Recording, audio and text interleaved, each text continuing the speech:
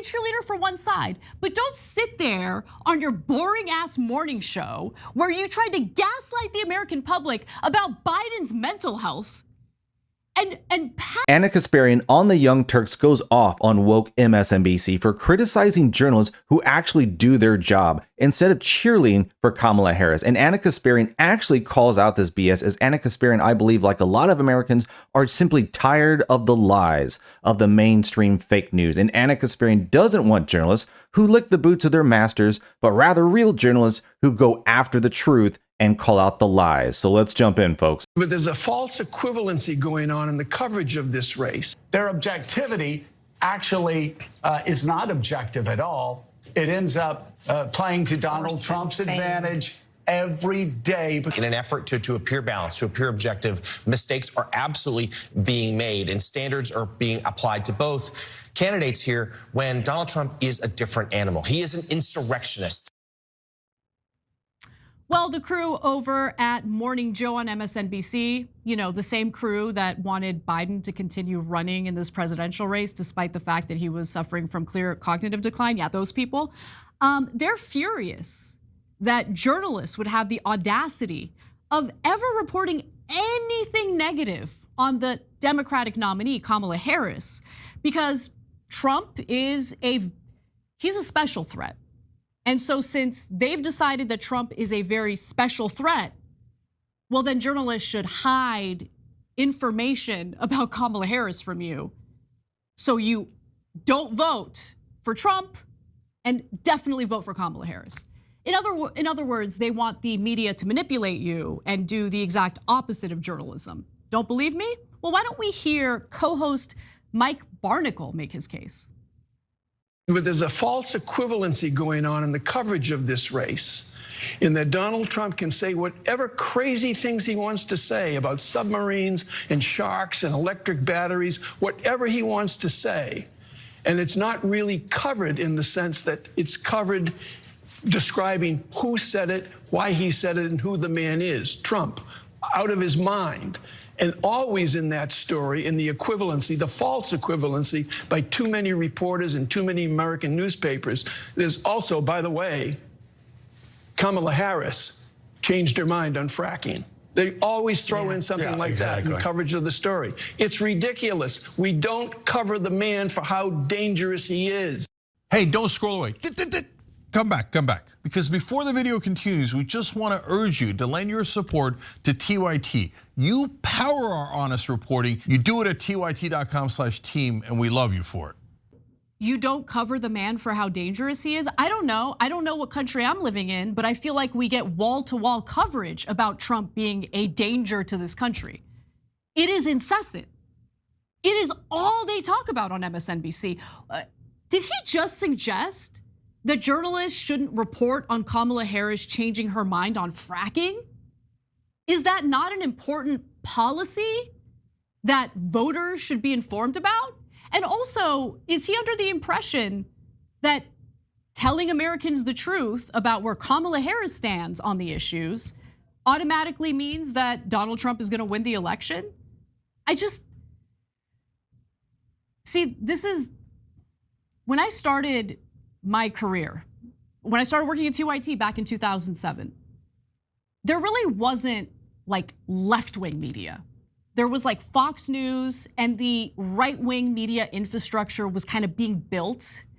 And I prided myself and the left wing on the fact that we didn't try to manipulate audiences, and we didn't try to lie to people or cover up the truth about our preferred candidates or preferred politicians. We didn't want to stoop low and do what the right wing was doing with their misinformation, with the fact that they would omit incredibly relevant, important parts of the story in order to make Republicans look good and Democrats look bad. And now we're in this awful era of conditioning audiences and readers to expect journalists to cheerlead like partisan hacks for one candidate or the other. And if you don't do it, if you don't engage in it, they get mad at you. I might disagree with Anna Kasparian as far as how all of this really actually started, but I can at least agree with Anna Kasparian that, yeah, this is where we're at now. Like, the woke media will just attack anyone and anything that says anything bad about it at all. Clearly, because they never criticize it. I mean, they just babied everything for Joe Biden the entire time. They babied everything they could for Hillary Clinton. Everything on the left for years and years, they don't call out their people the same way. I mean, watch the White House press corps. I mean, that's all you really got to see. Jen Psaki, the chick that's in there now. I mean, it's ridiculous.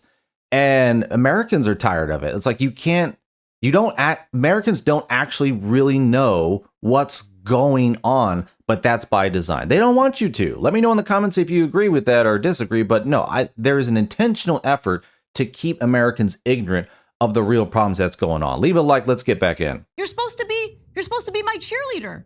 You're supposed to cheerlead for my preferred candidate. What are you doing? How dare you talk about Kamala Harris and how she went from being against fracking to now saying she's totally in favor of fracking? How dare you?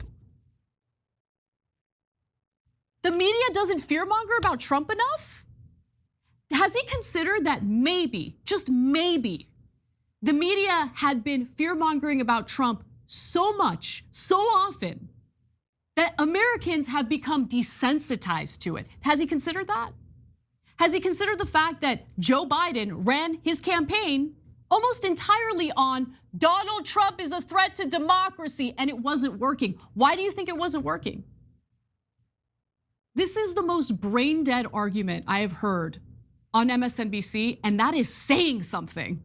Because there are a lot of brain-dead arguments made on MSNBC. But we're about to hear more. So Joe Scarborough argues that journalists who are trying to be objective actually end up helping Trump. So maybe don't be objective. Let's watch.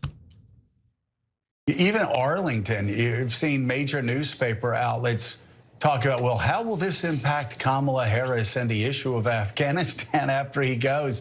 And he does a thumbs up and pictures. Well, and just acts like a brute and desecrates Arlington. That's not a time to say, well, how does it, it's. But again, we see it time and time again. For some reason, the mainstream media. What are we, 9 years in to Donald Trump's era in American politics, still doesn't know how to cover Donald Trump. Their objectivity actually is not objective at all. It ends up playing to Donald Trump's advantage. Don't be objective because it plays to Donald Trump's advantage. Why? Because journalists want to answer a question about how Kamala Harris would handle Afghanistan, what her views on Afghanistan happen to be. Do the American voters have the right to know where Kamala Harris stands on those issues? Or should we be kept in the dark because Trump bad? Trump bad. That's what Joe Scarborough wants. He wants journalists to line up and say in unison over and over again, Trump bad, because that's been real effective, right? Listen, he wants to be a cheerleader for one side. That's great. Go be a cheerleader for one side. But don't sit there on your boring ass morning show where you try to gaslight the American public about Biden's mental health and pass judgment on people who are trying to get Kamala Harris to answer questions on something amazing, policy, where she stands on policy. Because there are voters out there, believe it or not, who aren't partisan hacks. Those are the individuals who actually end up deciding elections, and they want to know where Kamala Harris stands on policy. I'll give Anna Kasparian one thing. She brought up a lot of good points. But yeah, I mean, and listen to what that dude was saying. He's going off on the mainstream media. He is the mainstream media. You just listen to a cheerleader for the mainstream go after itself like it wasn't the thing that it is, calling it, non-objective, gaslighting people. And she's right. People have become so desensitized to him being Adolf Hitler and this and that. All the while, people are finally seeing the court cases and everything that was done to him and all the lies. Like, the lie has been played out so long, enough people can see it. Like, Really? I don't think he's Hitler anymore. No, and especially not at this point, not after Alvin Bragg and all this other insanity. But yeah, they will all the while, and they insult Donald Trump, right? They just call him names constantly all the time, but talk about how evil he is. Like, it's ridiculous. Like, the left it projects exactly what it is onto everyone else. It is the thing it claims to hate.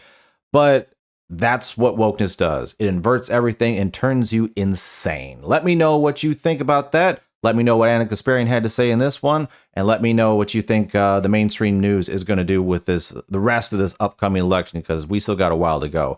Thanks for watching. Like, subscribe, take care, and I'll see you on the next one.